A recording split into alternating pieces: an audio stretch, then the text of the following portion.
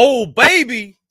What is going down, Sourdough Squad? It is officially the off season. We are in it. We are living in it. No games on Sunday for the San Francisco 49ers fans, and no victory Monday here today either. But I'm still glad to be joining you guys because there's still a lot of stuff to talk about with this dang team. This team always gives us something to talk about, so we're going to get into it. Especially a lot of moves around coaching. That's the biggest thing that we're going to be talking about today because I haven't talked to you guys since Friday, since Anthony Lynn was hired, and since the departure of the goated one, Mike McDaniel. So we're going to get into it all. We're going to talk about it, what the impact means of both the coaches going and leaving, what it means for our team, how it could change things schematically, um, all that kind of stuff. So we're going to get into it. Sunday did suck, but what is good, Sourdough Squad? I hope you guys are doing fantastic today. Make sure you smash that like button as we get going. I hope you guys are doing okay because the off season has snuck up on us very quickly. Very quickly. Ellis says BRB. Told myself I would rewatch the Niners Texans game, see how Trey looked again. Hey, we're gonna get into it, and you might as well. I'm gonna go back and watch the games of Trey as well, see anything that I missed or what have you. But as we know, that is going to be dominating a lot of the offseason conversation. So let's talk about some of the coaching moves that have occurred as of recently. So as of recently, um, the 49ers, what was it? Yesterday, I believe, that we officially found out that Mike McDaniel, offensive coordinator for the San Francisco 49ers, was in fact headed to the Miami Dolphins as the head coach. My goodness. We'll talk a little bit about this as well towards the end because it is clearly something that has been dominating the offseason headlines. So we'll talk about that at the end. Once we get through the quarterback situation, we're absolutely going to be talking about Kyler, the social media changes, and what it all means. But first of all, let's talk about Mike McDaniel a little bit. Um, I know he's been a polarizing player amongst 49ers fans. As someone who is, always in the press conferences, in the YouTube chats, on the San Francisco 49ers page, when coaches are going through press conferences, I see a lot of the chatter, and it's really easy for me to identify trends, identify like kind of global thought processes of a group, especially over periods of time. And if you had to pull the YouTube chat on the 49ers feeds of the press conferences, I would actually tell you that at least most of the people inside those chats, they didn't really like Mike McDaniel a whole lot. They were constantly commenting on how awkward he was. They didn't get his sense of humor. They didn't understand how bright of a football mind that Mike McDaniel truly was. He was one of those guys that was, you heard a lot fire Mike McDaniel just because of how he looked and people not understanding what he brought to the table. But what Mike McDaniel brought to the table was absolutely huge for the San Francisco 49ers. It was absolutely massive. His impact, what he did for the 49ers in regards to scheme-wise, in regards to the run game, how he was able to execute and draw up schemes to help fit his personnel.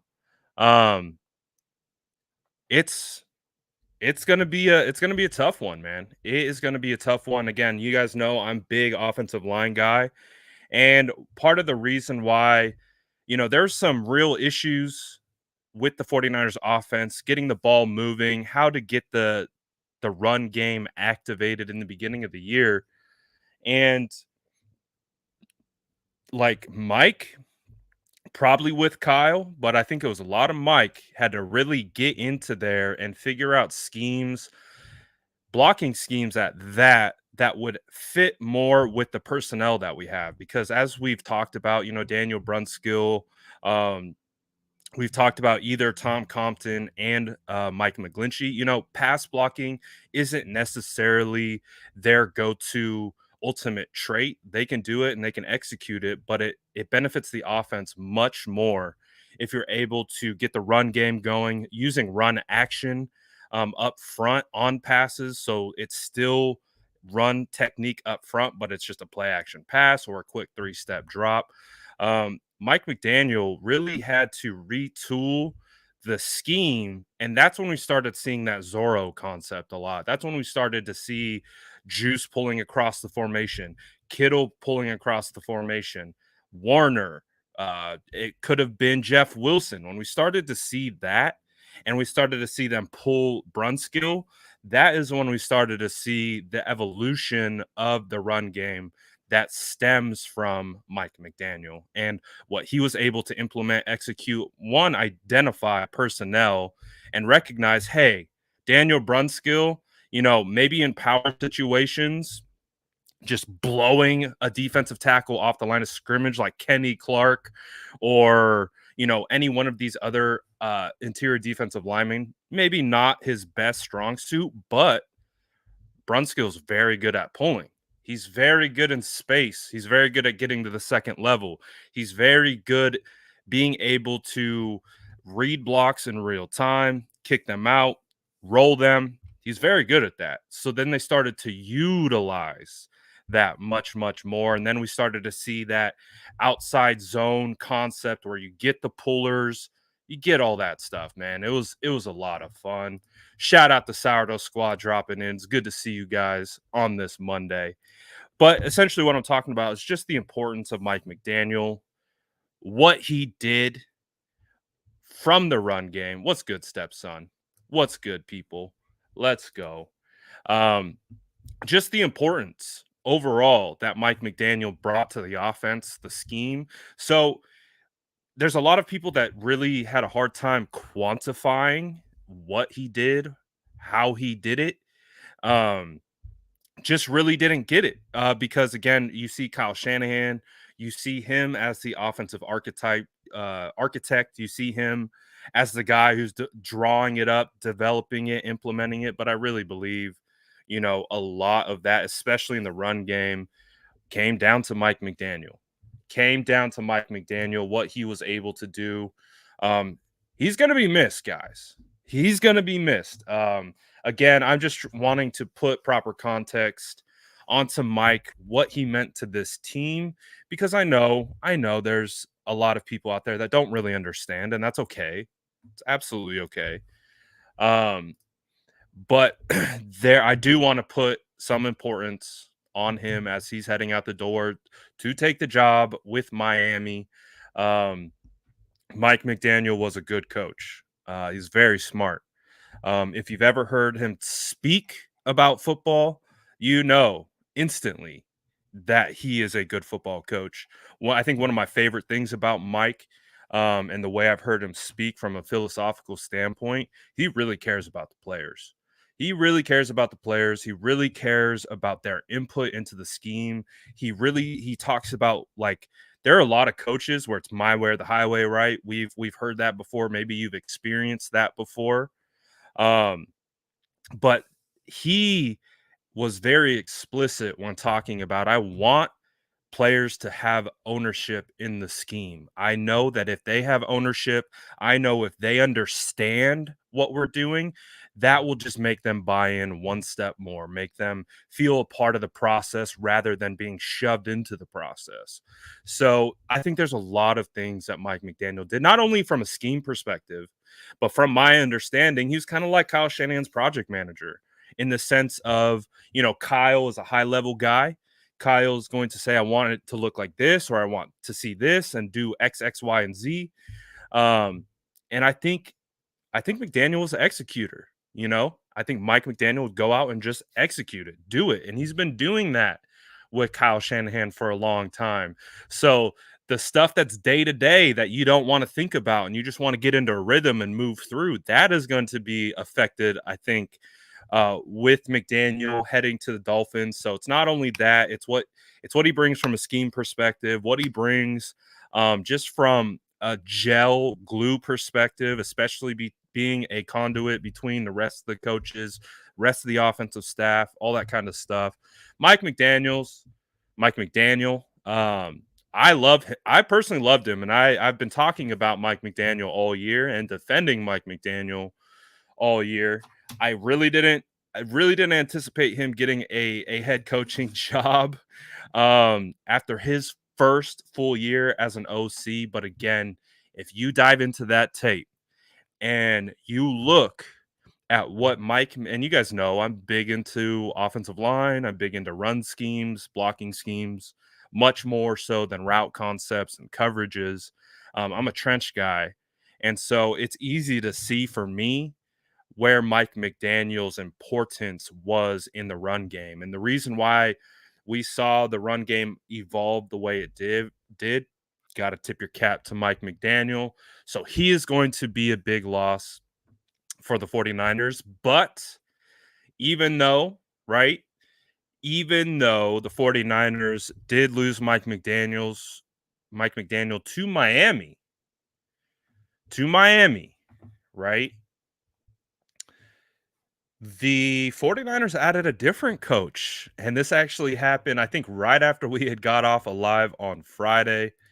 The 49ers, and we knew, I think, if you've been following the coaching carousel, when the 49ers added Anthony Lynn and to the role in which they added Anthony Lynn, the writing was on the wall, and it was right after I believe like a 10-hour meeting that Mike McDaniel had with the Miami Dolphins. So I think when some of us saw the move with Anthony Lynn added to the staff,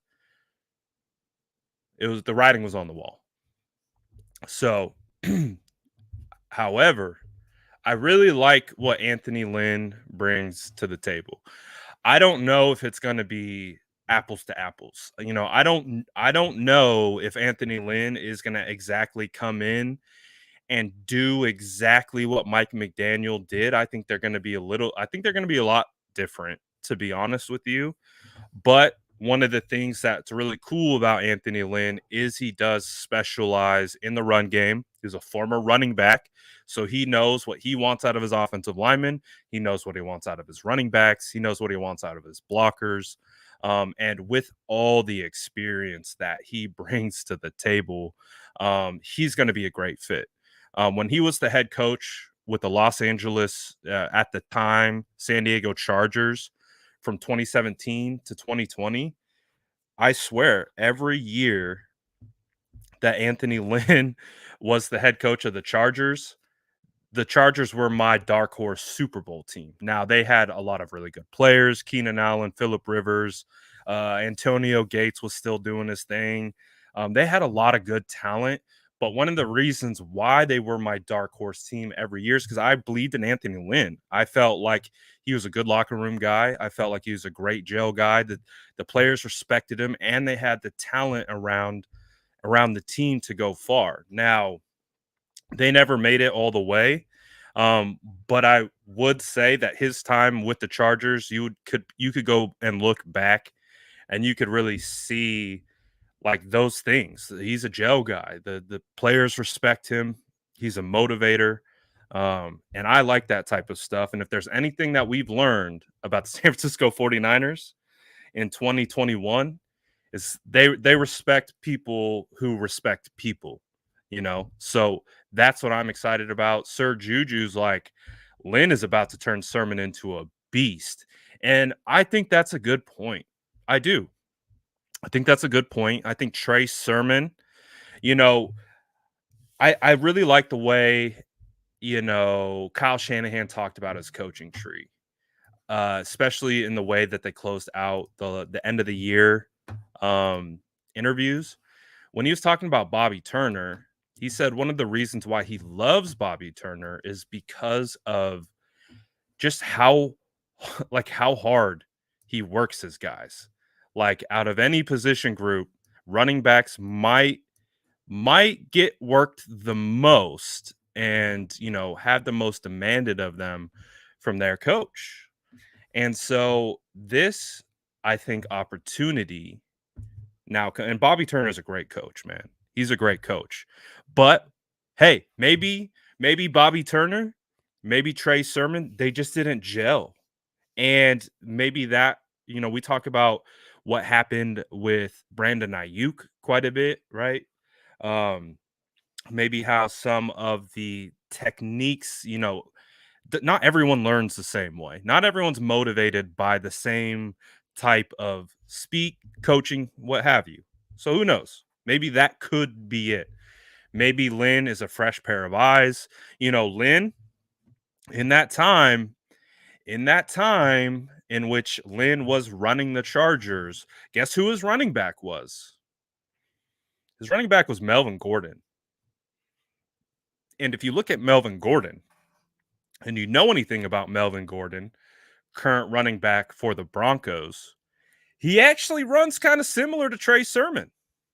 So that is absolutely something to keep an eye on. It's, Elijah Mitchell, he's proven. Elijah Mitchell, we saw him at the beginning of the year.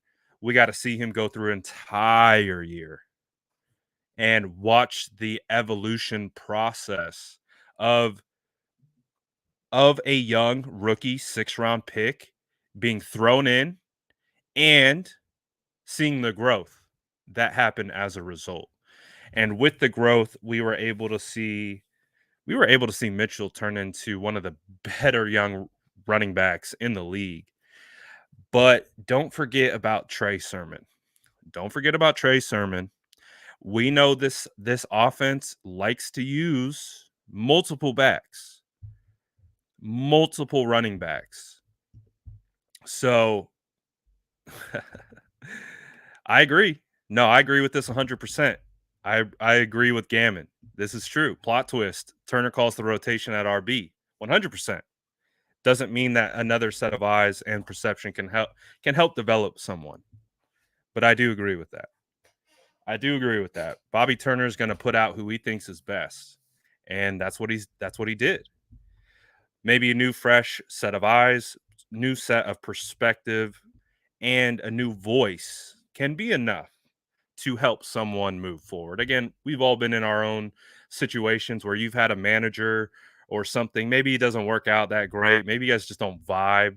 Doesn't really motivate you to be any better. And it doesn't. I'm not saying that's what's going on with Trey Sermon, but a new set of eyes always can help and be beneficial, especially if you're kind of in a down spot. So I do think Sermon has. We're gonna find out. Last year wasn't a great year for Trey Sermon. 49ers traded up into the 3rd round to select him, and I don't believe they got the return that they were looking for. I don't believe they got the return that they were looking for in Trey Sermon. They in fact got it out of Elijah Mitchell, and at a certain point, it doesn't matter. Once they're in the building, it matters more from an outside perception than anything else. But once they're in the building, as long as someone produces, that works. So we're going to see what Anthony Lynn, again, continues to do. Anthony Lynn slides into kind of this role as the assistant head coach that was filled by John Embry. As we know, John Embry, just to clarify the situation, it wasn't necessarily a firing. It was his contract was up, and clearly they had different plans. They had different plans for this, I guess, role. And as we know, Anthony Lynn, is the one to slide in and take over the assistant head coach role. But as we also know, there is going to be an impact on the offense overall as well with no more wonder kid Mike McDaniel on the roster. I actually think they might have even already took him out of here. I think they did. They already took him out of here. They haven't taken Embry off yet, but McDaniel's already off the roster of coaches. And now we get Kyle Shanahan at the top, and then his two right hand man is going to be DeMeco Ryans and Anthony Lynn, who's going to slide into this role as assistant head coach. And I'm sure his role will be expanded on, but we'll find out exactly what that is. And Jason, great point. The fact that DeMeco is still here. Could you guys imagine? Could you imagine if we're sitting here 1 week removed from the season, already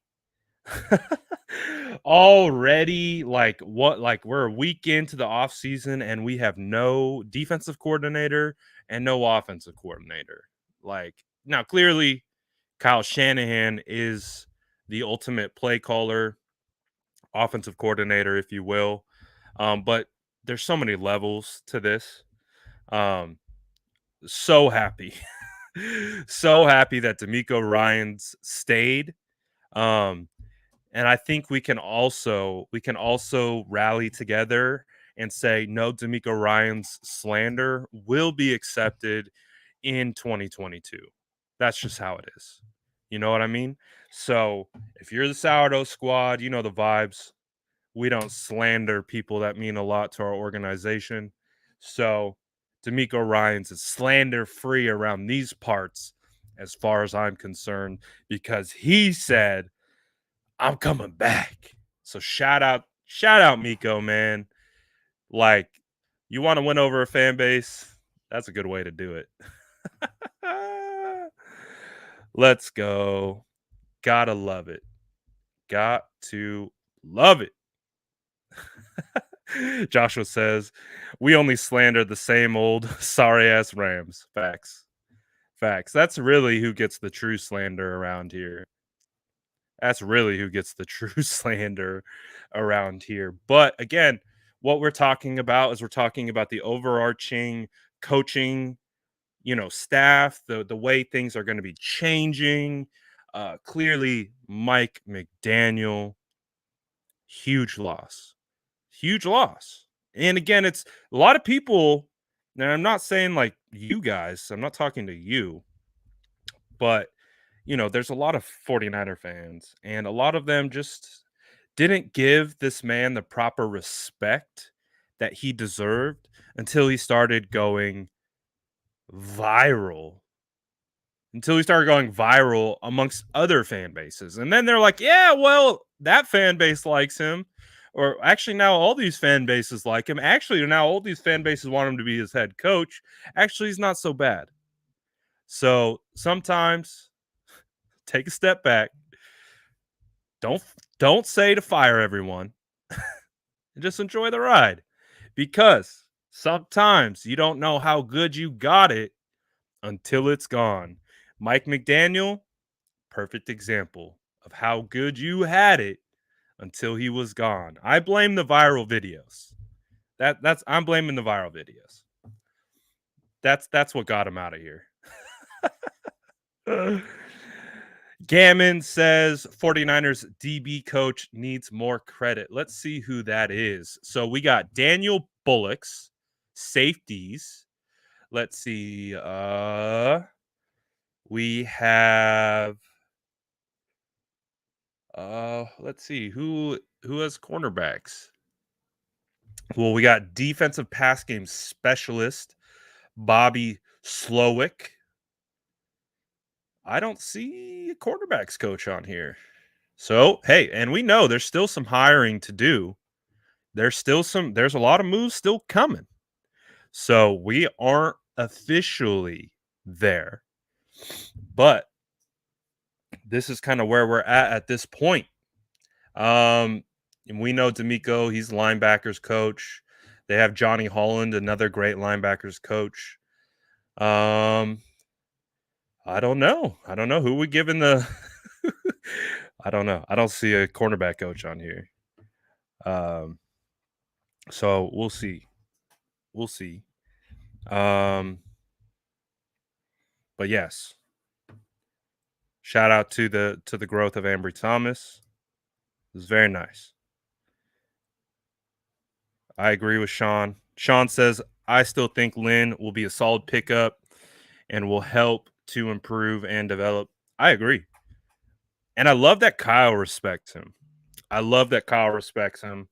One of the things that Kyle said, I think shout out to KP from Niners Nation. I think he posted a quote from Kyle Shanahan talking about Anthony Lynn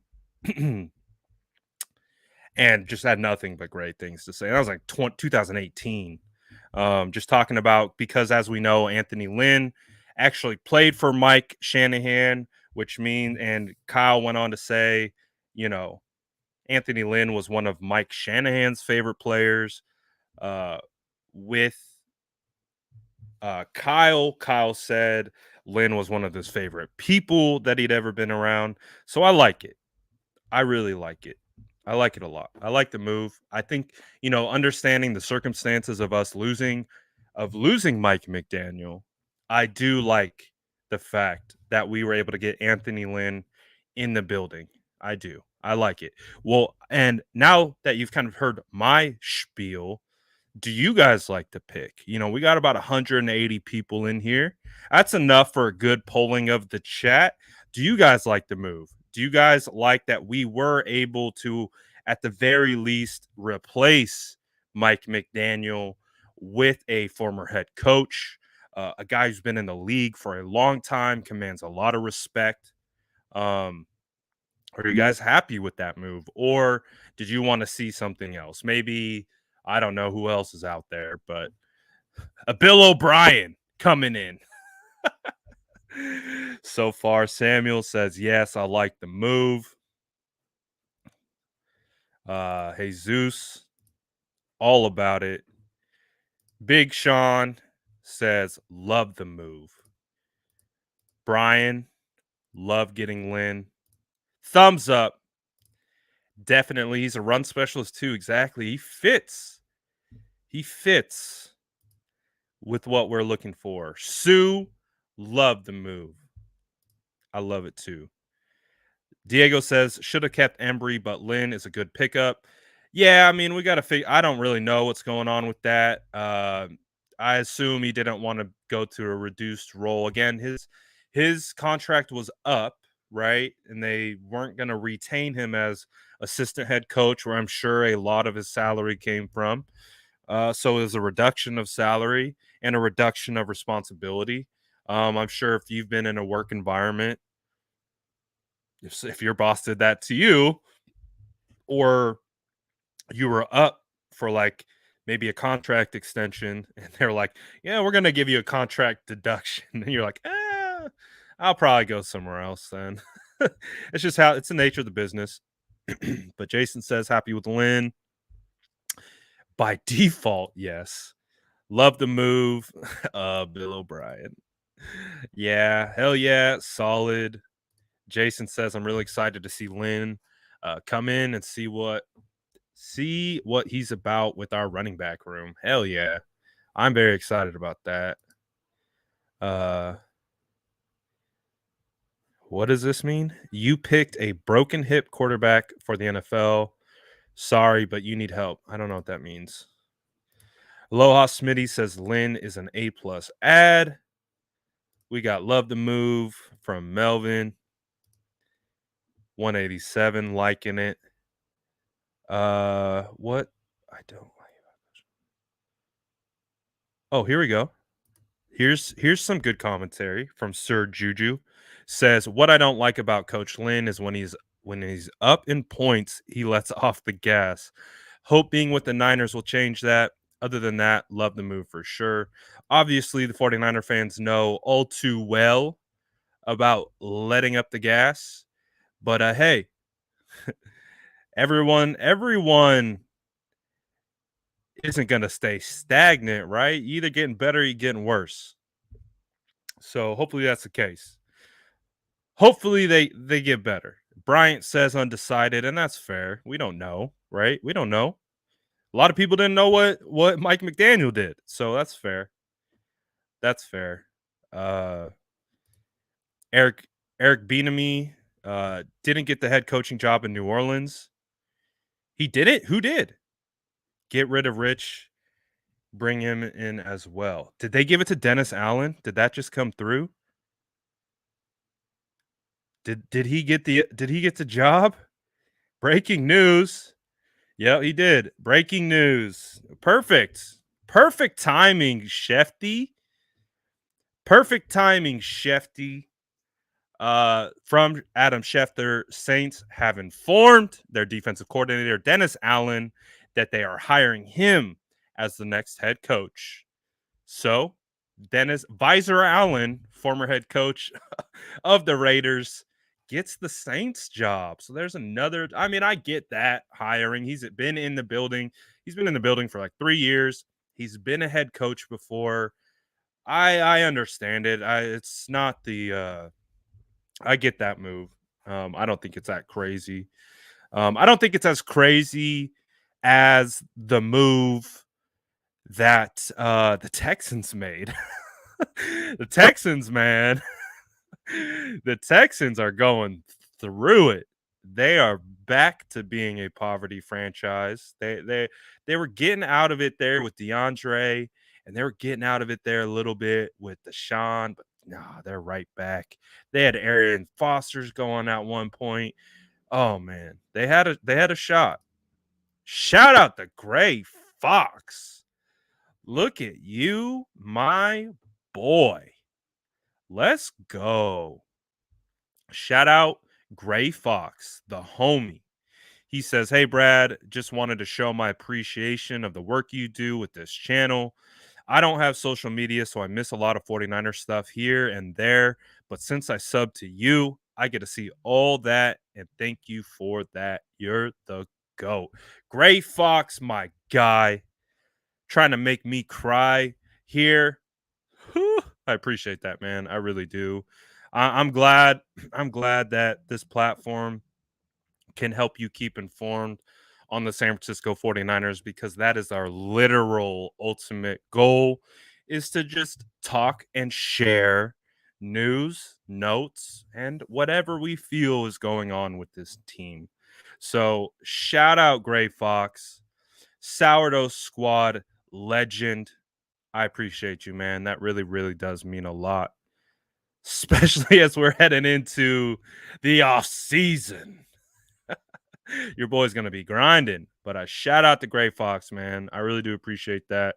And we're not slowing down anytime soon. Um, we're gonna keep building out the platform 100%. And to believe it or not, we're still not fully built out yet. Our full content strategy is not realized. It is literally on the ground floor. So I'm very excited for the continued growth with you all. Jesse Wade says, no disrespect to Mike McD, but Lynn has OG Niner blood running through him. He was there right after Walsh turned over to Seifert. Yeah, he does. As a former 49er, he was a running back for the squad. So that is very true. He is OG Niner blood. But that's pretty cool, man. Pretty cool to be able to not only be an NFL player, right? To be a player, but okay, now I want to get into coaching. You get a coach for the team that you played for. I think that's pretty cool. I think that's pretty cool. Very, very excited to see where that goes. And I agree. No disrespect to Mike D at all. So I'm excited. I think, like I said, there weren't very many moves that could make me happy to lose Mike McDaniel, because I do hold Mike McDaniel into very high regard, especially after studying like, guys, I've never studied 49ers football ever like I did this year. And you guys know I pay attention to 49ers football. I watch 49ers football. I report on it. I talk about it. But studying, like I watched a team from week 1 to the NFC Championship, every snap, and it gave me such a greater appreciation for the coaching, for the scheme, and our players. It's amazing what studying the tape can do for you. Shout out Dylan. What's good, Dylan? Welcome to the show. What's up, my boy? Let's talk about another move. We haven't talked about this particular move yet. So let's address it because it needs to be filled. Now, I know a lot of people. Oh, perfect timing. Perfect timing, Jason. Jason says, Brad, what do you know about the special teams opening? I know it's open. I know that this man is not coaching the San Francisco 49ers anymore. And as we're actually just talking about, Eric Bieniemy is remaining the offensive coordinator for the Kansas City Chiefs. Someone hire that man. Why is it taking that man, not this man on the screen, but the Chiefs offensive coordinator? Why can't he get a job? Like he's seen, like again, I don't know him. I've never had a conversation with him. I don't know who he is personally, philosophically, but I see the offense that he's a part of. I see him being very closely tied to Andy Reid. Andy Reid's a great coach. And just like we've seen, you know, like Kyle Shanahan gets shredded for coaches any chance you get. I don't know, just interesting. I think he's on this, from what I've seen, he appears to be a good coach. But he returns back to the Chiefs. So that's it, right? All the coaching positions have been filled. Let's start with the Broncos.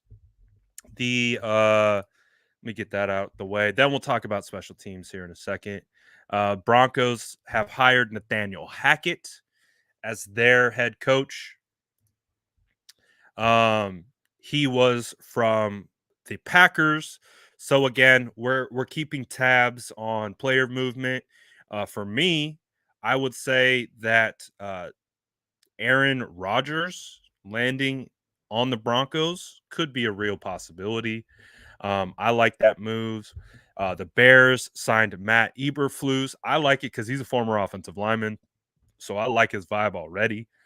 Giants signed Brian Dable, offensive coordinator for the Bills as their head coach. Raiders sign Josh McDaniels. So again, I floated this earlier. I like a potential trade of Jimmy Garoppolo to the Raiders. I'm just saying. To me, it makes sense. And it makes sense not because of the logo. It makes sense because of Josh McDaniel. It makes sense because of the GM that they hired. Again, they're going to try to mold their franchise to be like, guess what? The Patriots. And although Carr might be a little bit more skilled, he's old news. He's a part of the old regime. He is not drafted by Josh McDaniel. They could very well come in and say, Derek, we appreciate you. We love what you've done for the franchise, but hey, we didn't draft you, and we're gonna start fresh. We're not gonna have a carryover of the old culture. We're not gonna have a carryover of what you have done here in the past that represents Gruden and all the other terrible coaches that have come before you that have probably messed you up a little bit. So we're probably just gonna start fresh. And that's what you have to understand about new coaching hires is just like we saw with Kyle. He wants his own guys. How much did they pay? What's his name? Pierre Garçon. How much did they pay Pierre Garçon to come on over to the 49ers? Just, Alfred Morris. How many players are on this team? How many coaches are on this team that have an experience level with that staff? And when you're building a regime, you're gutting it out, getting rid of all the old coaches, you're getting rid of all the players that you just don't see part of your plan. And when you have the Patriot way, right? Not everyone knows the Patriot way. Jimmy does. I'm just saying. I'm just saying. I'm just saying. I like it. I like it as a potential target. I think it could make sense. But to get down the list, Vikings intend to hire Kevin O'Connell. I believe Kevin O'Connell's coming from Washington as the OC. Jaguars hired Doug Peterson, former Super Bowl winning head coach with the Philadelphia Eagles. Dolphins hire Mike McDaniel. Texans hired Lovie Smith, which is mind-boggling to me. That just feels like no one wanted to go there, and they just threw a Hail Mary uh, to get Lovie Smith in the building because he has experience there. And the Saints hire Dennis Allen. So those are the coaching changes for this particular year. So hey, 49ers lost one, could have been two. Could have been two. I think there was a real shot for DeMeco Ryans to be the head coach of the Vikings. So 49ers did lose one to the head coaching. Carousel could have been two. Shout out DeMeco. DeMeco came back. Okay, but that just came through. All the head coaching vacancies are filled. So there you go. Now let's talk back to the original question before this stuff came down. Let's see, where did it go? Oh, I just had it. Oh, wait. So I guess it's kind of on the line of the other conversation, but what are we going to do with our special teams opening? Um, I actually liked the thought process of bringing in Rich. I can't say his last name, but the guy from the Raiders who took over the interim head coaching position did a really good job. I would say clearly the team responded to him, um, and all that kind of stuff. Um, so I like that, but he ended up being hired by the Packers, so he's off the table. I believe Jason had mentioned potentially Joe Judge, maybe. I don't know. Um, Clearly, it didn't work out with the Giants as the head coaching spot, but I'm pretty sure he does have a solid special teams background coming from the Patriots, so he could be a fit. I would be lying to you if I told you I'm an expert on special team coaches. So I don't know. We'll see. We'll see what's going on. I've seen a bunch of people talk about Pep Hamilton. I like Pep Hamilton personally. Again, he grew up, as a Stanford coach. I think he was with the 49ers for a little while.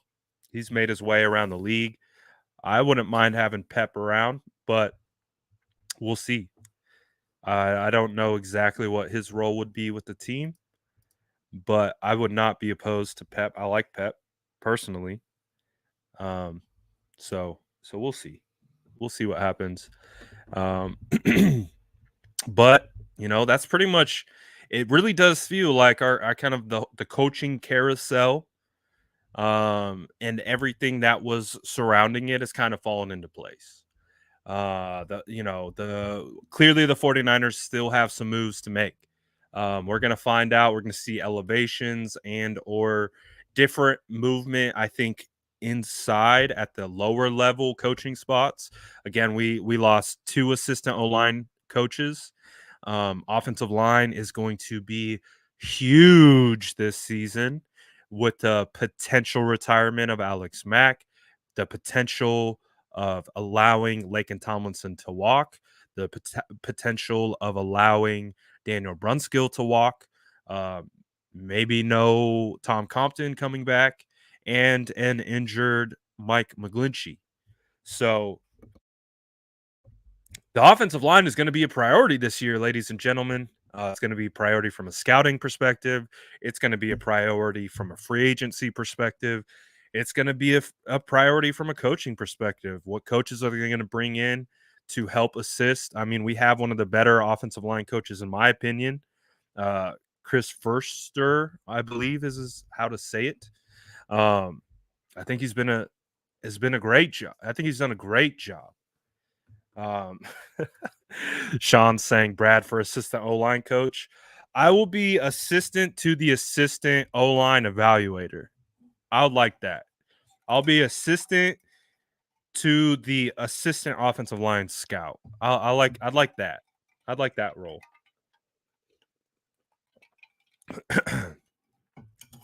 Then I can work my way up. Oh goodness. I mean, hey, Victory, I hope you're right. I hope you're right. Victory says Lakin isn't walking and Mac is coming back. I pray to goodness you are right. I trust me.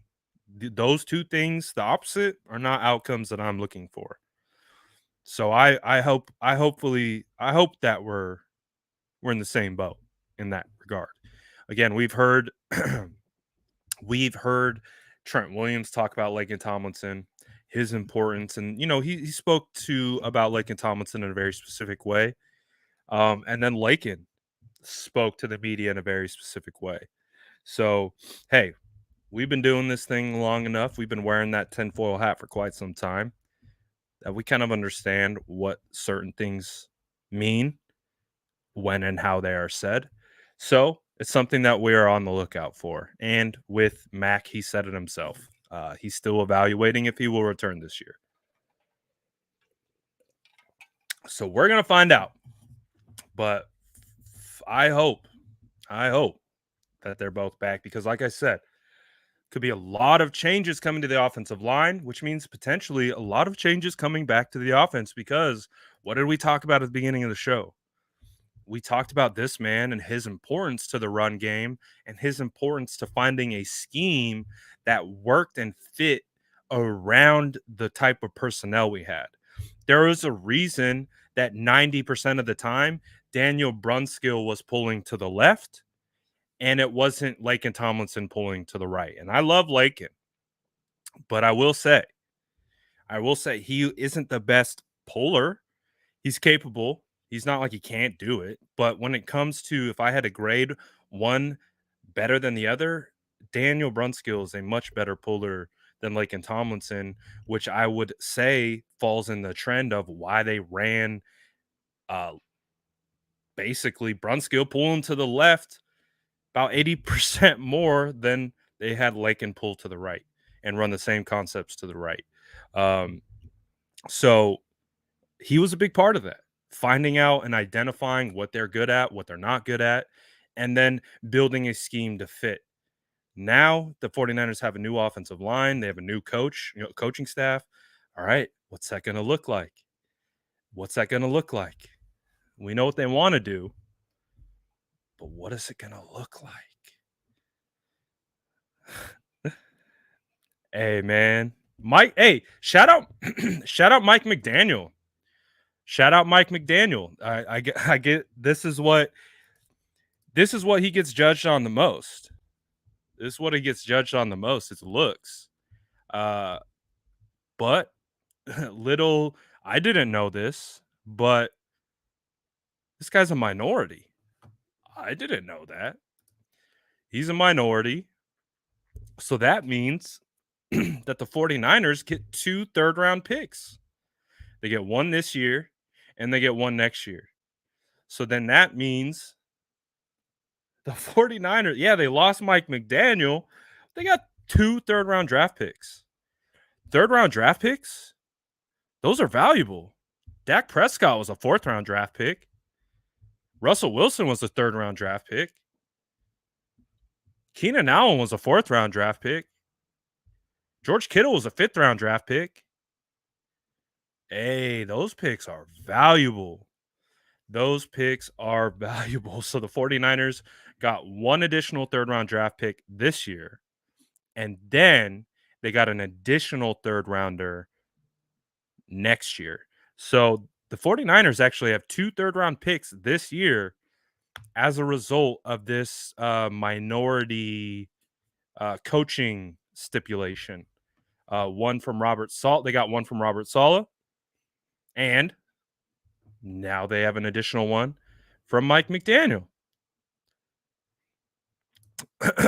Victory Street says Daryl Bevel makes no sense to me for offensive coaching help.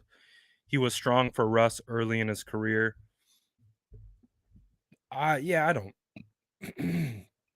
I don't have much to say about Bevel. Clearly they had a lot of success early. They haven't been able to really maintain success, but it is what it is. I'm gonna go to my boy 49ers Global, and let's, because he put together a nice pretty graphic. So if you want to follow Global, give him a follow. Why not? Support the community. And I'm gonna pull up his graphic. These are all the 49ers draft picks. So with the coaching change, this is the updated list. So this is now the amount of picks that the San Francisco 49ers have going into this year's draft. And if you look at it, it's actually not that bad. It's actually not that bad. Like, yes, there's no first rounder, but as we know, that first round draft pick would have been 29th overall. So, yes, would it be nice to have 29th overall? It does, but it doesn't hurt. It doesn't hurt as badly as if that was the number 11 overall pick, or the number 8th overall pick, or the number 4th overall pick.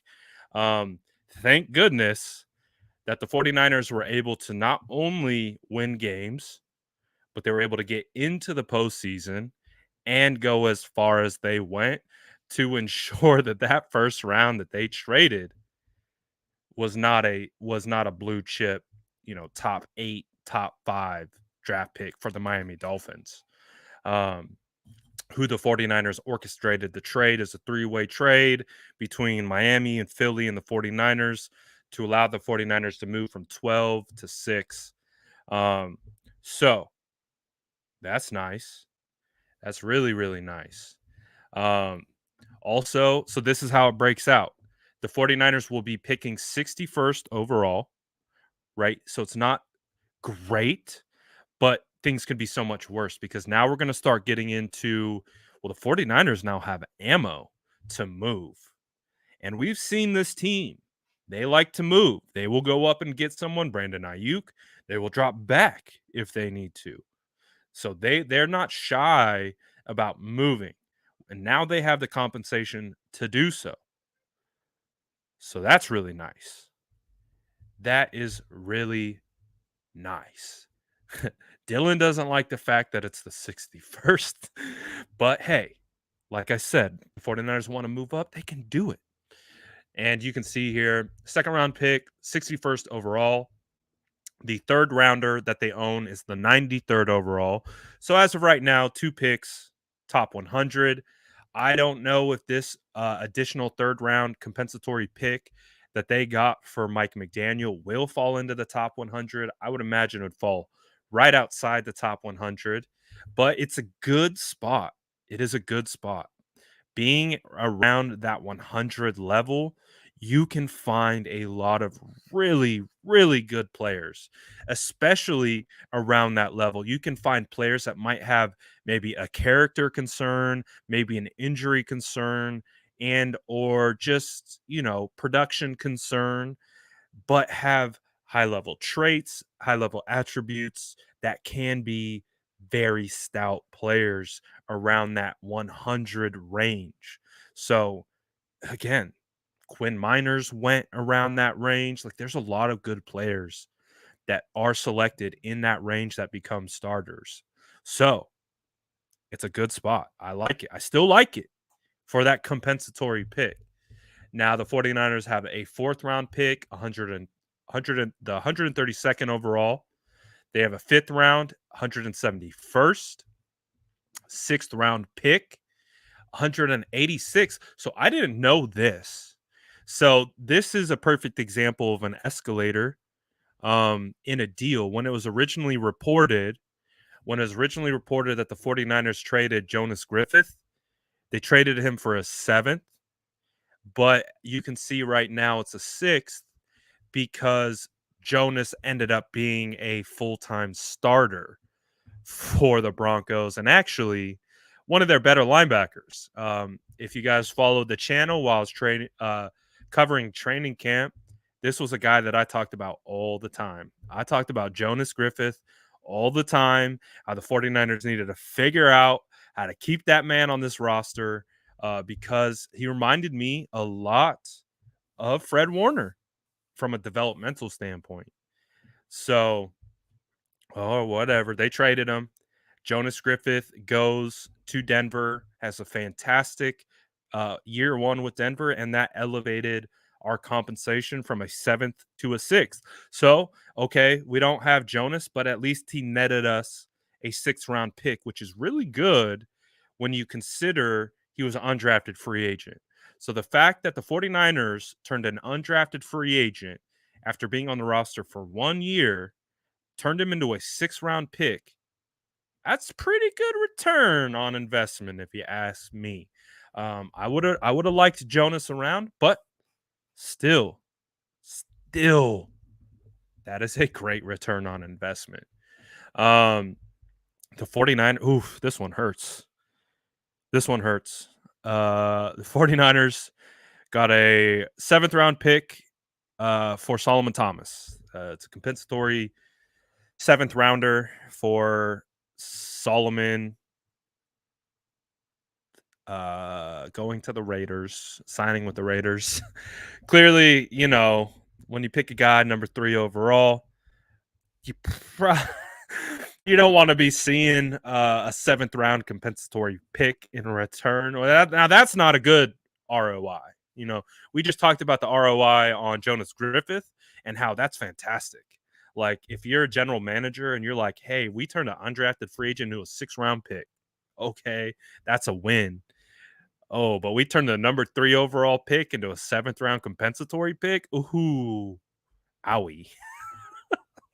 That's the definition of very poor ROI. That was not a good one. Again, there's a lot of context behind that pick. But when the rubber meets the road and we just look at it from this standpoint, yeah, it's not great. It's not great. But hey, we got a 7th round pick for Kerry Hyder. Okay. He went to sign a really big deal with the Seattle Seahawks. He really didn't do much of anything. And then the 49ers also got back 7th round compensatory pick for CJ Beathard, who signed as the backup quarterback with the Jaguars. Again, he was a 3rd round pick. even though we just got done talking about how there's like some really good players in that 3rd round kind of realm, hey, the 49ers took Fred Warner in the 3rd round, right? So it's not all bad, but we've seen instances where it's not all great. It's not all great. Yes, sir. I got you, my boy. Mod squad rolling deep. Again, I didn't get everyone on the 1st round. I had to come back and get some others. But shout out the Mod Squad, keeping the chat friendly, keeping the vibes up. You know the vibes. I probably still miss some people, and I apologize. I will slowly get around to it. And if I did miss you by making you a mod, you know how to become a mod. Immaculate vibes in the chat. That's about it. You got immaculate vibes and you're consistent, mod. Happens fast. And like I said, if I missed you, that's all you got to do. All you got to do. 100%. SDS love all day. Immaculate. I know. Hey, Dylan, keep going, boy. You'll get the wrench too. Keep going. I wanted to see a little more out of my boy Dylan. I know Dylan's always here. Dylan's always showing love and vibes. Just keep going, my boy. You'll earn it. Keep going, my boy. These things aren't final. It happens. Cam says, I'm just excited for the Niners to draft the corner, as I sure hope they do. Well, well, the 49ers drafted 2 cornerbacks last year. Ambry Thomas, Diamador Lenore. They did it last year. So I'm just saying. I don't know. I don't know. Justin says, Yo, Brad, keep an eye out on JoJo Doman in the Senior Bowl tape. I will. I'm going to write that down per usual. Justin is leading the sourdough scouts right now. He's gotten me 3 prospects to look up so far, and he's hit on the first 2. So sourdough scouts are going to pick up here in the coming weeks. Your boy's still not going to lie, your boy is still recovering a little bit from the wild ass 13-month sprint that I was just on. So I'm gonna get there. And we're gonna be turning that corner here real quick to be essentially draft pretty much as the main point of emphasis here pretty soon. So it's coming. You know the vibes. Do me a quick favor though. Smash that like button. You know the vibes, squad. Sauce Gardner. I don't So like I said, I'm still getting into the mix of scouting prospects, assigning value. I would say based on my again first impression of kind of what's been going on with Sauce Gardner, arguably being the best cornerback in this class. Um, I could see him being out of range at this point. Again, I haven't done a full study. I haven't dove in to really be able to give you an analysis other than what I'm seeing from everyone else. Um, I know Sauce. I watch Sauce. I think he's fantastic. I think he's got all the traits and the skill set and intangibles that you need. I haven't done that extra step of scouting, but based on you know baseline skill set, he seems like a first round guy to me. So I would say no, we don't have a shot at him. So when it comes to cornerback, this is my like if that's really what you want, and I think this is part of our transition from kind of to more roster building, right? When we're looking at building out a roster, what do we want? Just because you draft a guy doesn't mean he's going to come in, be that day one blue chipper that you hoped for. That's not always the case. Ambry Thomas is a perfect case study in that. Just because they have the talent and the ability doesn't mean they realize it right away. That's why it's the draft process. That's why it's projecting out. We project he can be this, but we can't project how long it takes. We can't project how long it takes him to get his feet wet in the NFL, acclimate, and then start to show all the traits and intangibles in which why we drafted him. So, if you do want someone to be an impact right away, this is probably the route you're going to go. I'll be 100% honest. Like if you really want to get an impact player of a guy at least right now who can come in and be an impact on day one, you're probably going to want to sign someone who's done it in the league.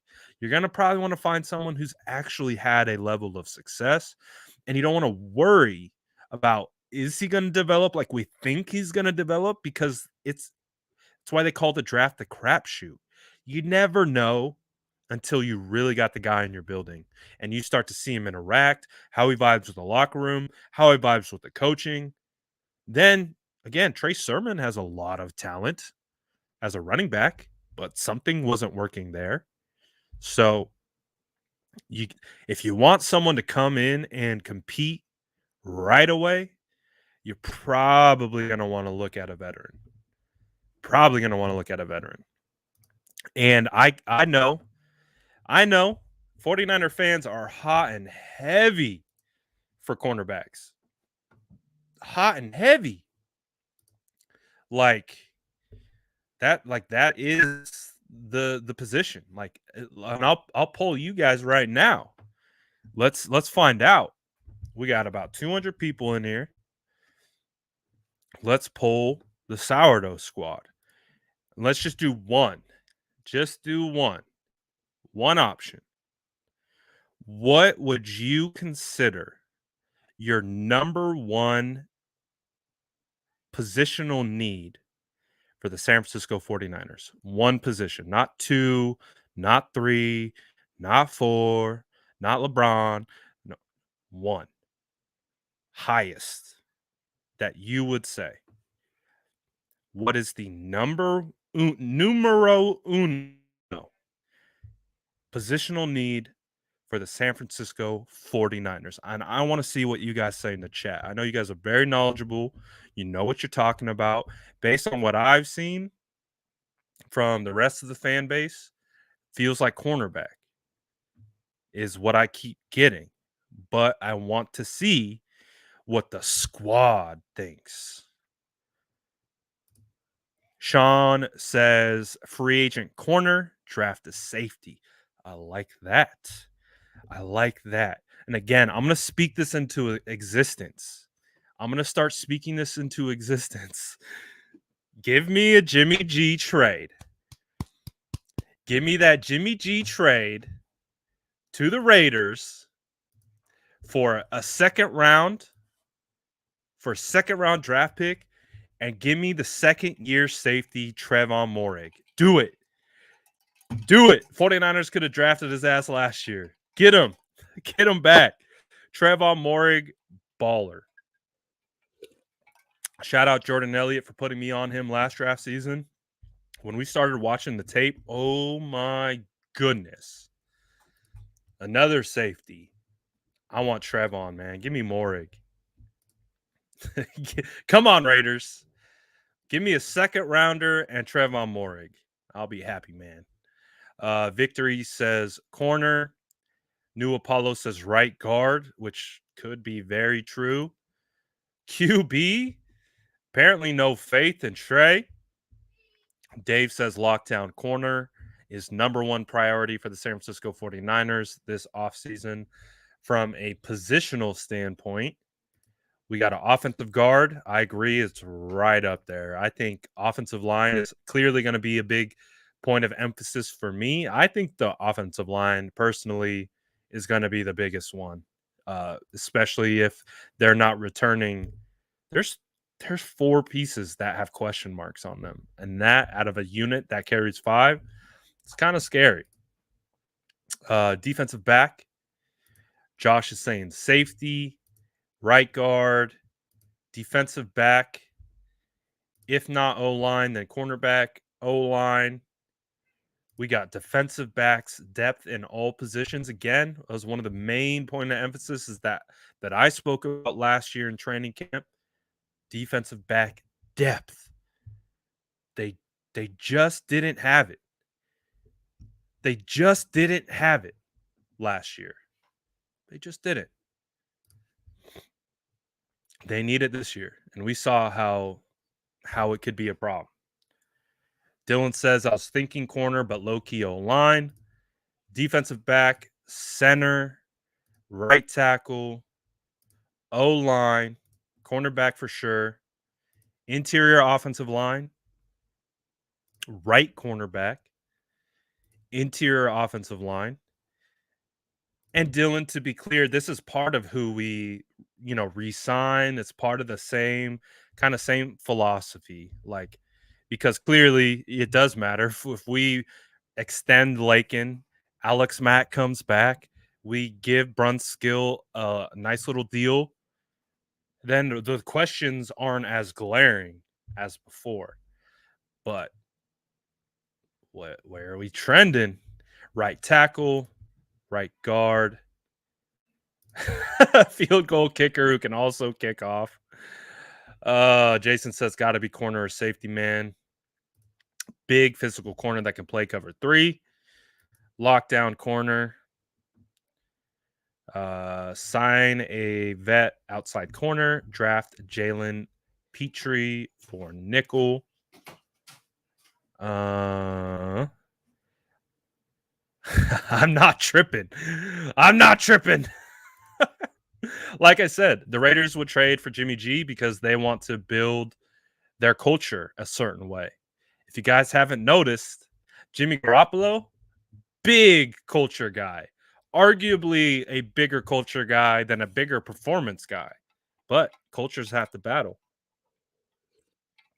If you don't got culture, it doesn't matter how good of talent you have. We've seen that. It goes both ways. Jimmy G going to Tampa. So it's actually not bad. It's actually not bad. So based on what we're getting, lots of cornerback, lots of O-line. I think that's fair. I think defensive back, whether it's cornerback or safety, fair. Jimmy, I love Jimmy Ward.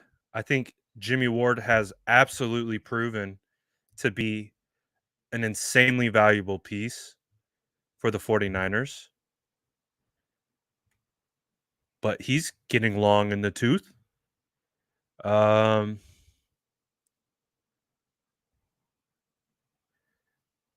on really quickly. Vegas was seen as a potential landing spot for Joe Judge. All right, so we're getting some special teams coaches movement. Nothing about the 49ers, but it does appear Joe Judge is still available. So just something to monitor. Of course, we need to hire a new special teams coach. So we'll see. We'll see what happens there. But nothing really related to us. Just wanted to make sure. Cornerback 1, then a center of the future, former corner, then third round edge. That's the first time anyone said edge rusher.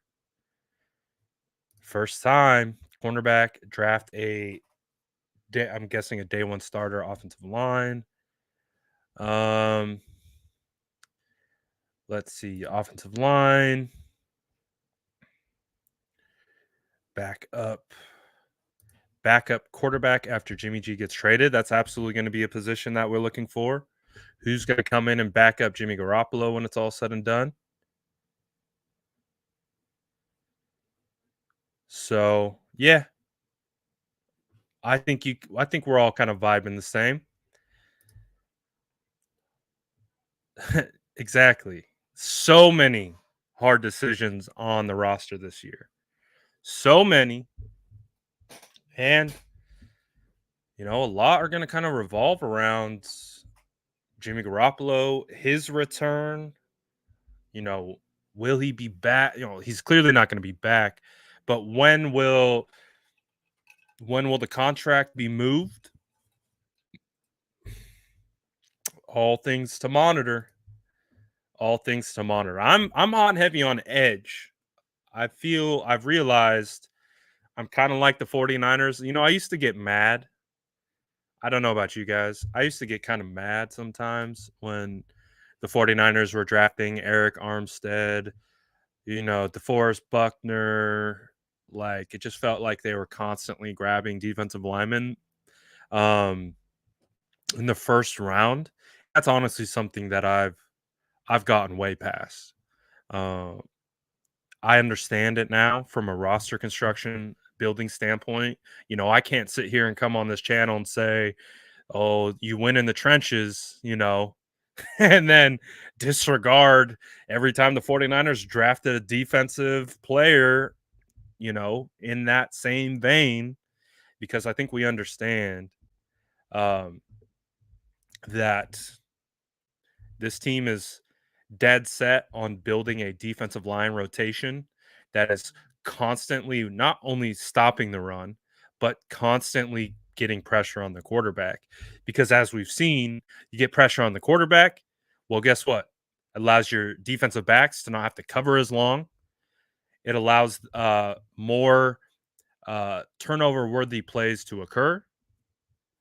So I'm looking heavy on defensive ends. The big one that I like so far. The big defensive end that I like so far, I like D'Angelo Malone. So I've liked D'Angelo Malone from Western Kentucky since last year. I actually discovered him a year early when I was doing my draft process. Um, I like him a lot. And as if you guys have been with me, and you're with me on Instagram through my draft seasons, you guys will know that I crush on guys that I like. I will find a prospect that I like, and if I like scout him and I think he's going to be successful, I call him a draft crush. I get emotionally attached. And we just start parading our guys around, and we build hives where we start, you know, we attract more people that like him as like it gets crazy. So Brian Burns for me was one of my all-time favorite draft prospects. Found him early on in the process and saw his potential early. Guess what? Do you know how many times I was told Brian Burns was too small or not heavy enough to play in the NFL? I don't know if you guys noticed, but he just got done playing in his first Pro Bowl. And he's one of the better defensive ends in the NFL. I can't tell you how many times I was told that offseason that guy is too small. He's too skinny. Won't be an NFL player. I'm just like, you either can play or you don't. To my sourdough scouts, this is going to be one of our first lessons of scouting. You can either play football or you can't. You can either play football or you can't. Another thing that goes along with that, it doesn't matter where you went to school. It really doesn't. It doesn't matter where you went to school. You can either play football or you can't. The school, the logo on your helmet, where you played, it has an impact, but it's not the end all be all. See this man right here? See this guy? See the GOAT? This guy, Jerry Rice, went to a HBCU, Mississippi Valley State.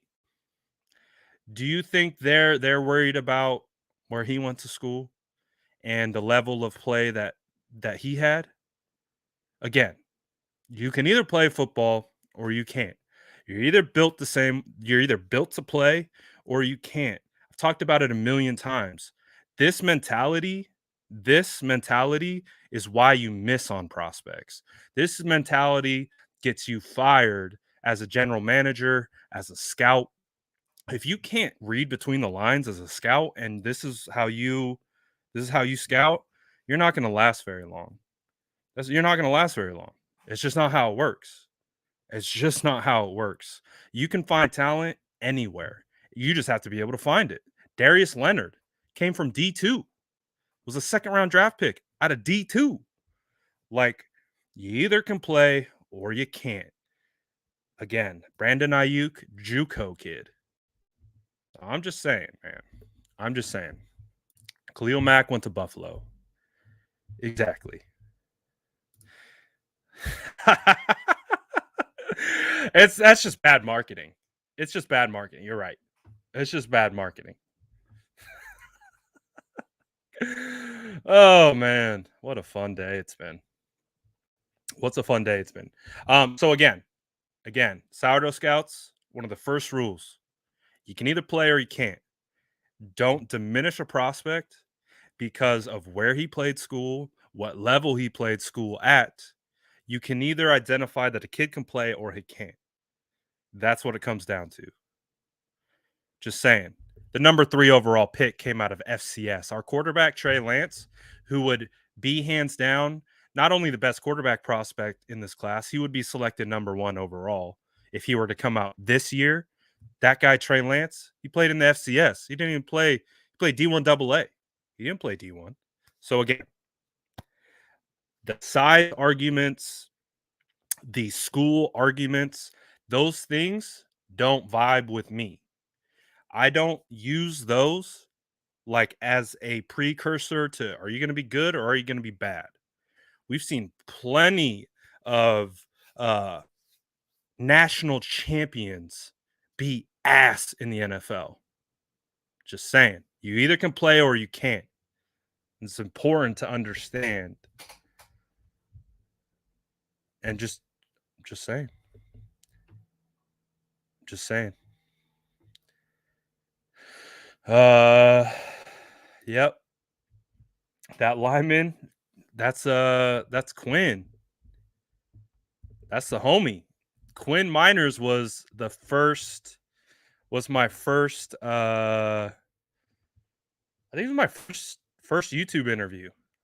Quinn Miners, the belly, famous for his performance at the Senior Bowl. I believe, yeah, he was my first YouTube player interview. So shout out Quinn. Came from a D3. Just saying. And here's another one. Elijah Mitchell, Louisiana. He went to the University of Louisiana, Lafayette. UOUL, a University of Louisiana, Lafayette, I believe. Are they FCS? I can't remember. Can't remember.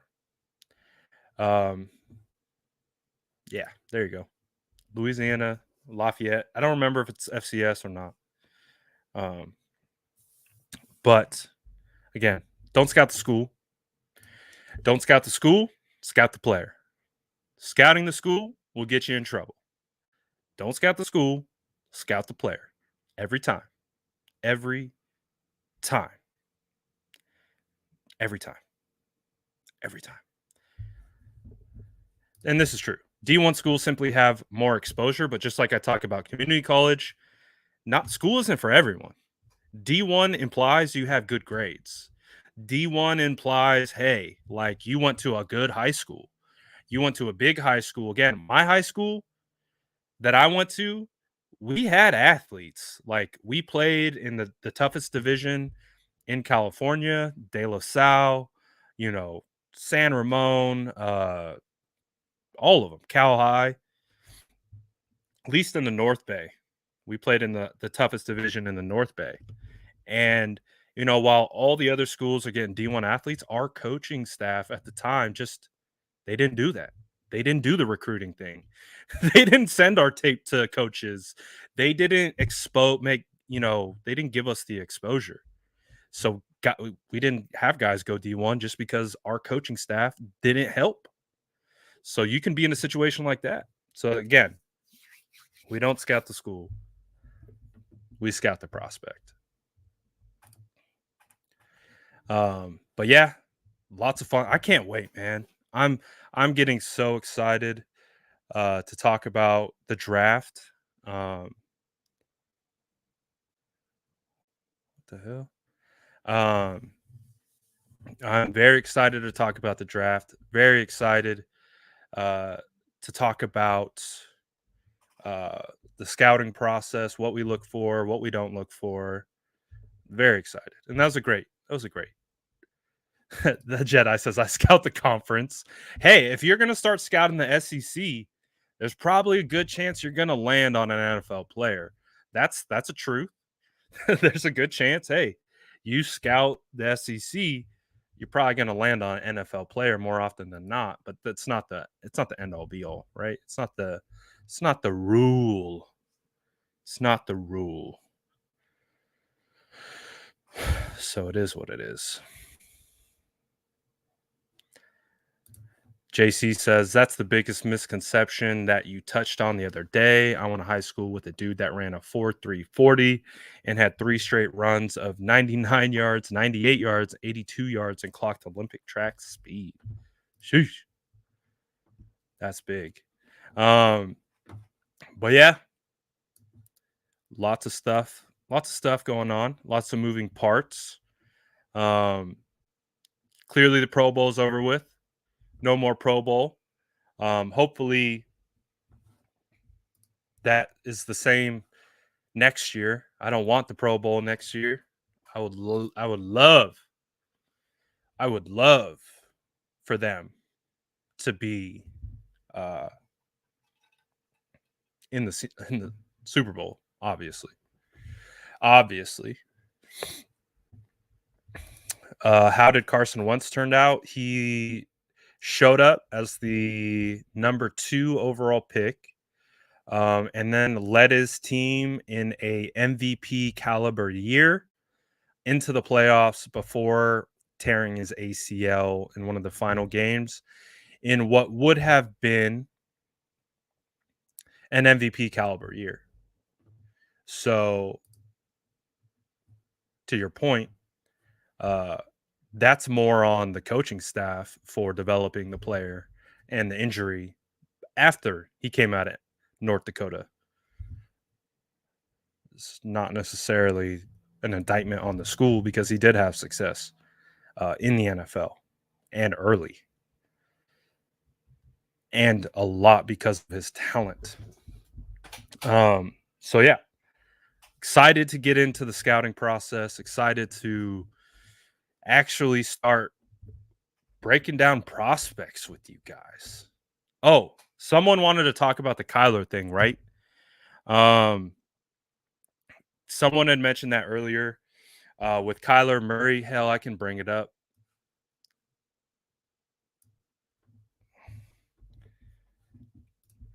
JC saying, are we saying Wentz and Trey have the same skill set though?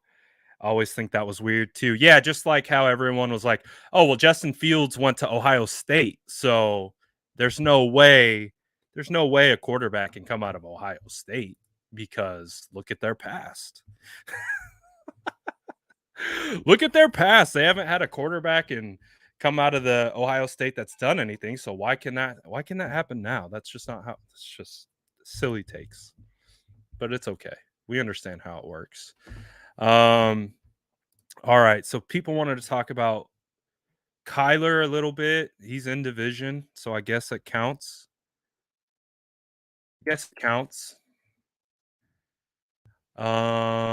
What is a story? What did he post to his story? Any messages on his story? And if you guys haven't heard, Kyler has made national news with his management of his social media, which I've been told by sources is exactly what he wanted to do. He wanted to bring on a negative crap storm and terrify his own fan base into believing he could be headed for a trade per sources. Per high-end sources in the NFL with blue check marks. Per high-end sources, that's what he wanted to do.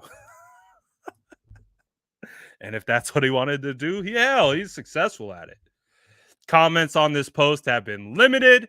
God, you gotta love it when you limit the who can post on your stuff. Gotta love that.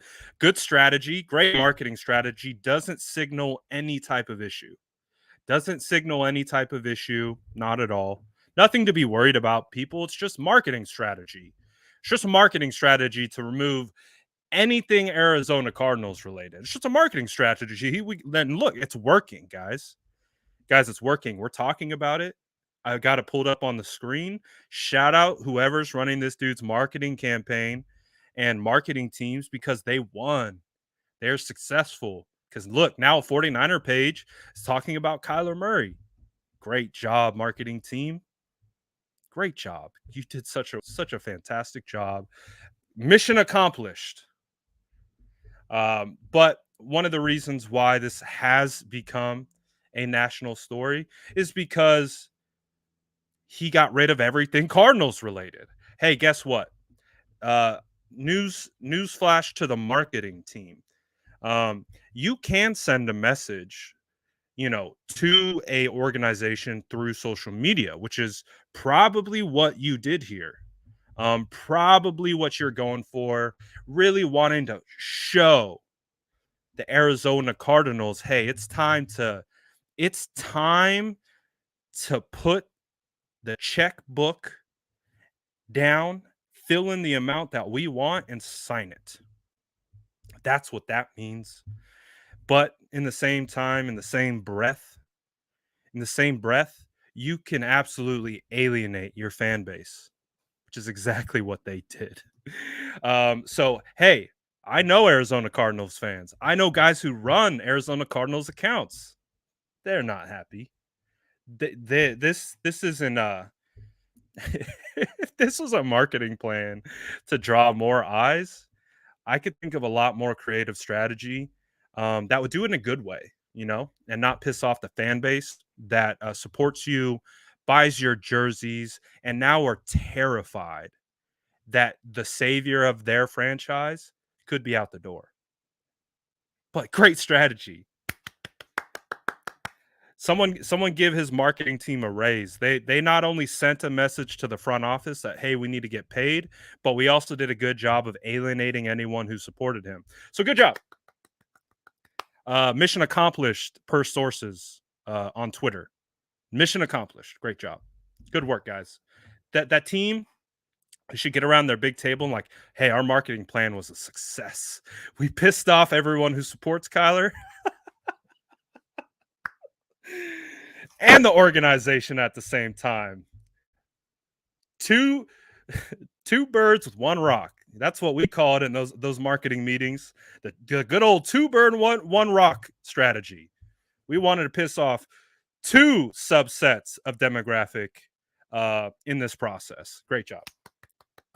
Great job. Good work.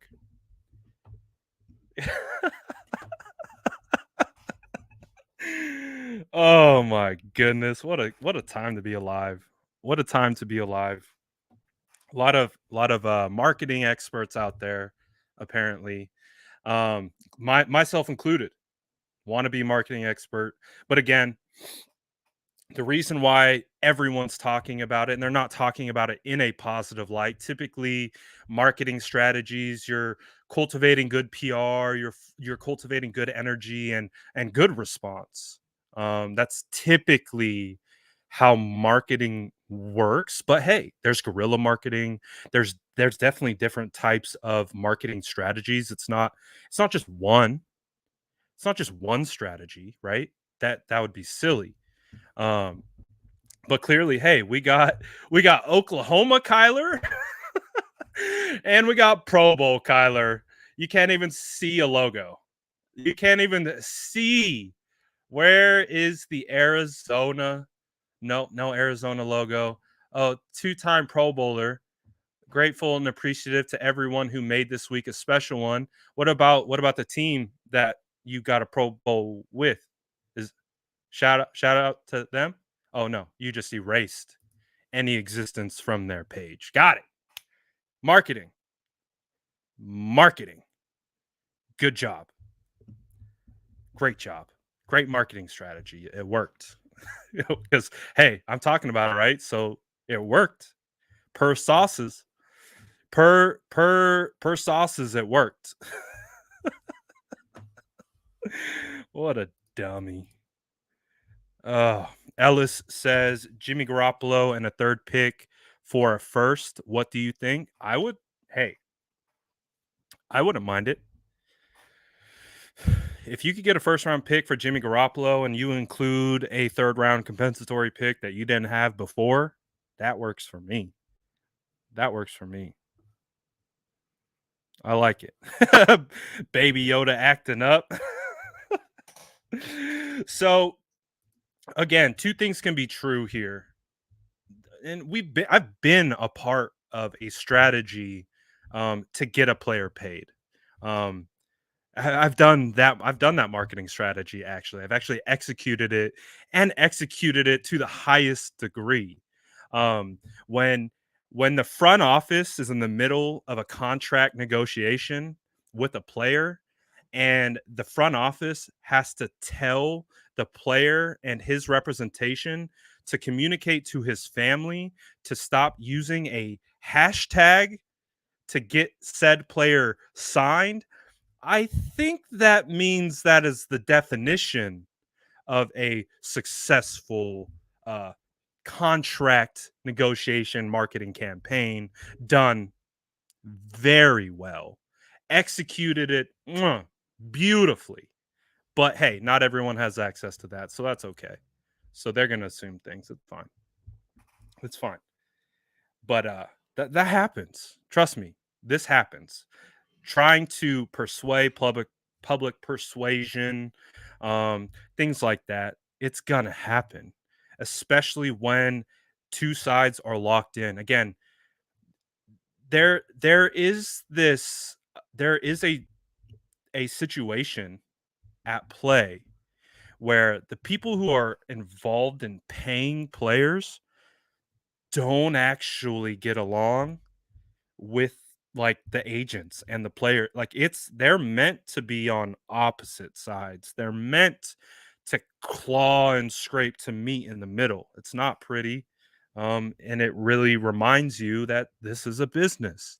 If you've ever been in a contract negotiation with your own company, I have. I went through a contract negotiation. Guess what? I wasn't happy about it. It happens. It's a part of the business. So obviously players in today's NFL, they have their own platforms. So now with their own platforms, they could take their platforms and they can use it, guess what? With marketing strategies in play. But there's more than just one marketing strategy. There's more than one. Hey, there's more than two. Well, there's even more than three. Well, actually, there's a lot. There's a lot of different strategies that you can implement. You can actually take multiple strategies and you can actually put them together and make them work at the same time. There's that too. Okay? It's not singular strategies. I know some people get stuck in that thought process, but hey, it's more of a personal problem than anything else. So, with this, Um, this to me looks like Kyler wants a contract extension and it's not going well. That's what that signals. So, based on the marketing messages that have been put out of Kyler Murray's camp, they're not happy with the Cardinals front office. They want an extension. They want to get Kyler paid as probably the highest paid quarterback in the NFL. And it doesn't sound like their front office is willing to meet them. So as a result, we want to ensure that everyone knows that we're not happy. That's the point. That's what this strategy is. It has nothing to do with fans. If this marketing team cared anything about their fans or Kyler's fans, or more specifically Arizona Cardinal fans, it wouldn't have went down like this. But again, that they don't care. They don't care about Arizona Cardinal fans. They care about getting their client paid. That's what they care about. But that could also be a missed marketing strategy because guess what? Fans are very entitled. Like whether you like it or not, fans are very entitled to their players. They feel that, hey, I spend my hard earned money going to the stadium, buying food, uh, buying jerseys, so I get to be able to stick my chest out and say, I don't like this and how this is being handled. And guess what? That's what's going to happen. That's what's going to happen. These fans are going to see this. They're going to be like, hold on. Whoa. We like you, Kyler, but we like that logo too. And if you're going to make us pick, that's when things get dicey. Good marketing strategy, guys. Good marketing strategy. So if you're just hopping in, see Jesus hopping in, we're just having fun. We're just having fun with the Kyler Murray situation. We're having fun with it. I'm having fun with it. I think it's hilarious. I think it's hilarious. So, hey, you make your own bed. Hey, marketing strategies, right? Good job. Good job. You did a great job of alerting the entire world that you're not happy. Great job. Good work. Success, right? If that's the goal, if that's the what you wanted, good. Congratulations, you did it. You did it. Everyone knows that you're pissed at the Cardinals now. Good job. So, hey, if this means this is the end of the Kyler Murray era with the Cardinals, then I'm all for it. Trade him. Trade him. Sign and trade. Trade him. Get him out of here. Take Cliff with, actually, no, keep Cliff. We like Cliff as a 49er fan. I like Cliff there with the Arizona Cardinals. You can trade Kyler though. Go ahead. Trade Kyler. Get him out of the division. That would be great. We don't like chasing around quarterbacks who don't stay in the pocket. So if you don't like the Cardinals anymore, then we will help pack your bags and wish you well in the AFC. So that would be great. Great marketing strategy. It's working. About to get the whole 49er faithful on Kyler's side too. All the 49er faithful, the Rams fans and Seahawks fans are going to become Kyler Murray fans real soon if he starts talking about trade. Hey, could you imagine though? Kyler starts talking about trade and the entire NFC West division opponents are just like, go Kyler, go everyone. Like, oh my, great marketing strategy, guys. Great marketing strategy. It's really working out. Really working out for you. I mean, so that's what the Kyler Murray situation's going on. From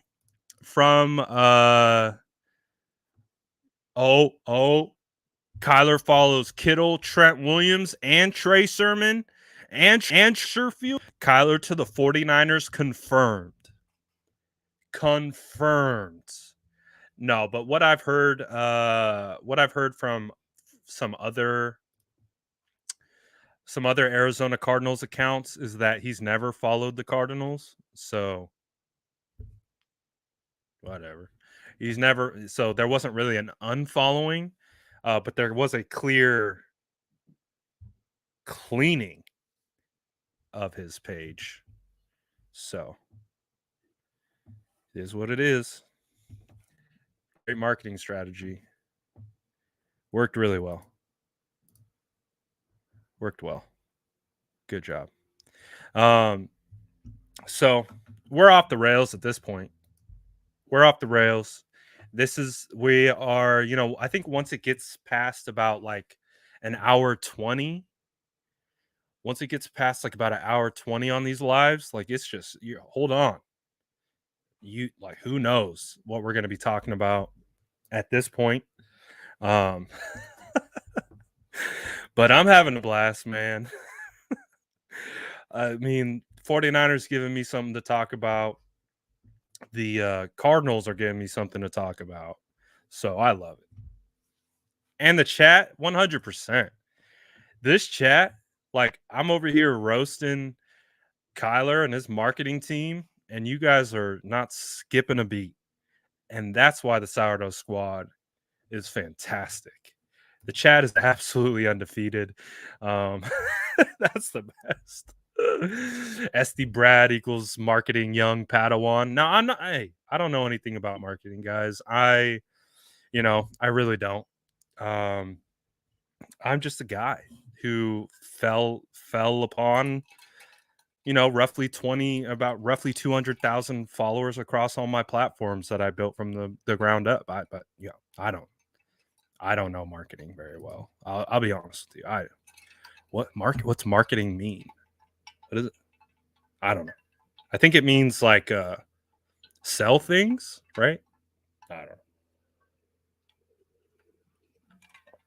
What is marketing? Oh, I don't know. What's that mean? Let's go. We see you. We see you checking in. Oh wait, in Buffalo. Let's go.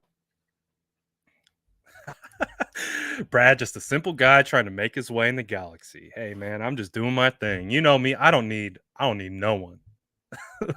I don't need no one to lift me up to give me anything. So, hey, we're along for the ride. Seriously, where's Marketing Pro when you need him? But man, good episode. I had fun. I especially had fun roasting Kyler there at the end. That was a good time. So shout out the squad for always keeping the chat litty. I'm just saying, man. Sourdough squad undefeated. People people people have developed marketing strategies to have vibes like this. People will sit down and plan out a marketing plan that spans over 2 years to get vibes like this. Hey, I'm not a marketing guy. I'm just a guy who likes 49ers and who says things sometimes. So, hey, cheers to all the marketing professionals out there. You guys fight the real battles. And hey, if you're an experiential marketing, I especially tip my cap to you because that's a completely different world of marketing. But hey, what's marketing? I don't know. Oh, good one. Yep, that was a good one. Squad was on point today. Shout out to squad. We got a lot of OGs in the chat right now. We got a lot of very, very solid squad members in the chat. So it's been great. It's been a fun episode.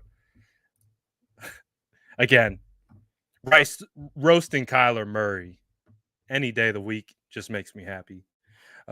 So I appreciate you guys, all of you. Again, can't thank you enough for my day ones and my day twos. Shout out JC.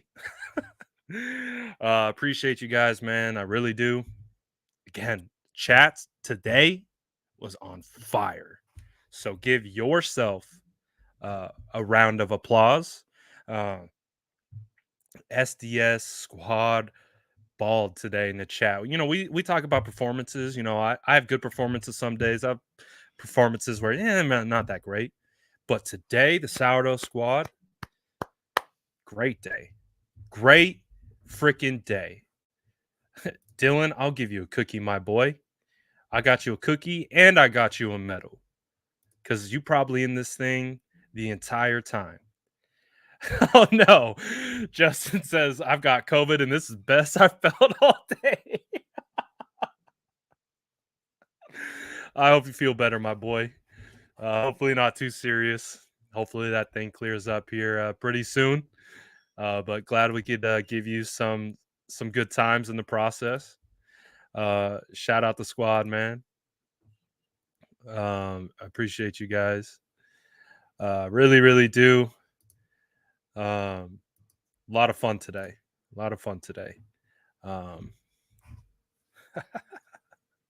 When SDS is on fire, we have toast. Ooh. Instead of roasted, you get toasted. Ooh. I'm just saying. Instead of roasted, you get toasted. I kind of like that. Kind of like that. I don't know.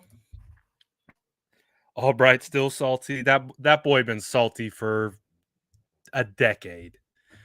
That boy been salty for a decade. Like this ain't nothing new. Tell me you're insecure without telling me you're insecure. It's all good.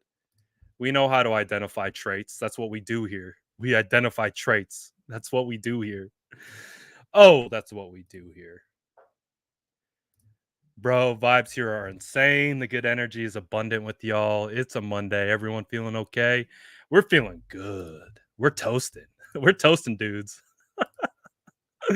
Absolutely toasted, lightly salted. Gotta love it. God, stay toasty, my friends. Stay toasty. Wow. Kyler new sponsors, Pampers and Pedialyte. Ooh, Doughboys. I like that. That's good. Stay toasting, my friends. Oh, this is good stuff. I appreciate you guys. You guys nonstop. You guys are nonstop, man. Oh my goodness. Toast gang. Look at us. Look at us. Oh man. He said Kyler runs like Forrest Gump with the bracelets on. Oh my goodness. Oh my goodness. Stay toasty. Pep Hamilton. Hey, maybe. Maybe. We'll find out. A lot of stuff coming in. I like Doughboys too. Hey, we're gonna have so many names for this damn squad. It's on point. It's on point. Run, Forrest, run. Hey, they like that one. You hit a good one with that one, JC. Let's go. Hey, we stay toasting fools around here. We stay toasting fools around here. I'm gonna get out of here, man. I'm gonna get out of here before I go for another hour and a half. This one works too. My goodness, you guys are on point today. You guys are on point today, man. I appreciate you guys. I'm gonna head out. We'll be back tomorrow. You know the vibes. I'll see the Sourdough Squad probably around the same time. All that good stuff. I'll see you guys in a little bit. That was a fun episode. Again, one of the better performances. One of the better performances from the Sourdough Squad. We got toasted instead of roasted, and we got Doughboys, and you guys were roasting like the roast today. Chef's kiss. Great work, everyone. That was a lot of fun. Money Mark, we see you, my boy. A lot of fun today. You guys have a great night. Peace. And guess what? The Sourdough Squad is still undefeated.